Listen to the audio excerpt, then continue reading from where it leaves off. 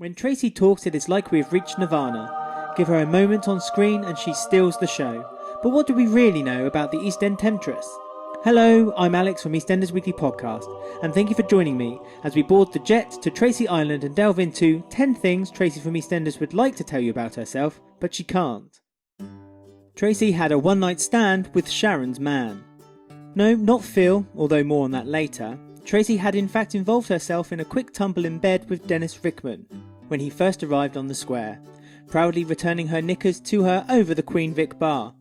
This makes it even more juicy because at the time Tracey was still married, which reminds me. Number 2. Tracey's family. Tracey was married but is now divorced, perhaps because of all the sordid affairs she seemed to be having.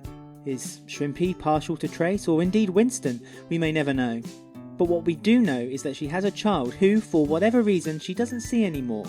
The only screen appearance for her son was in 1992, when a progressive Tracey openly breastfed her child in, well, where else, the Queen Vic. Sadly, Trace confided in Kat that her son now lives with her estranged husband after their divorce. Number 3. Tracey was a suspect for Archie's murder. Tracey was very outspoken by the way Archie and Janine had treated Peggy by throwing her out of the pub and pushing their weight around. She finally cracked when they changed Tracey's role at the pub as a cleaner, which caused her to resign with a note that read, "Gone fishing on the night of his murder." Viewers were convinced that she was the silent assassin to defend the Mitchell name and honour. The evidence was so persuasive that bookies in the UK slashed her odds from 200 to 1 down to 5 to 1. It might have been worth Tracey putting a bet on herself. Number 4. Tracey is the OG. She's right to swagger around the square because Tracey has done her time. She has achieved no mean feat being the longest running female character on the show. You'd think that if Ian was looking for an old friend to ignite a relationship with, he needed look any further than his own doorstep and invite Tracey over for a candlelit dinner.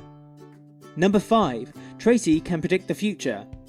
So way back when Aunt Babe was thrown out of the Queen Vic by her family and she viciously declared the curse onto the pub and her own.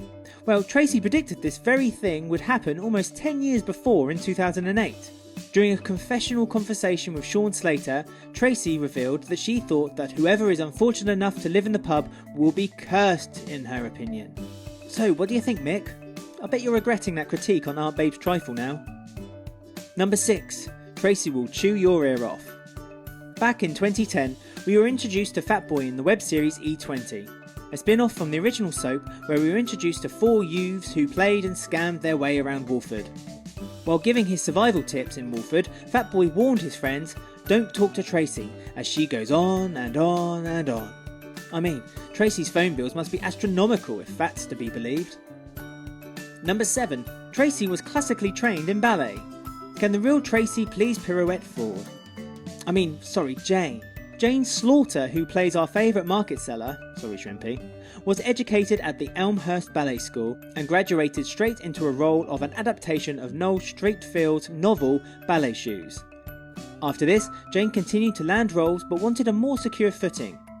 Jane said during a Radio Times interview, "As a child I was lucky and worked continually. Then I got into my late teens and I lost my way. I wanted to play it safe, didn't want to be brave, and never made that leap into an adult actress. The stage's loss was our gain, and we have had the pleasure of seeing Tracey on our screens ever since." Number 8.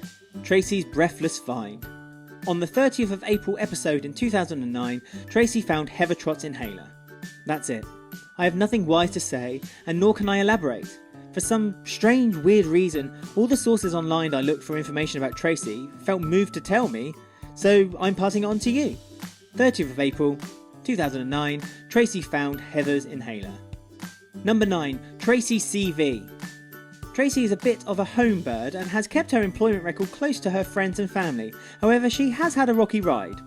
She's been fired from her job at the Queen Vic 3 times. Once by Rocky Mitchell in 2010 for tardiness and wanting a younger clientele to work for her.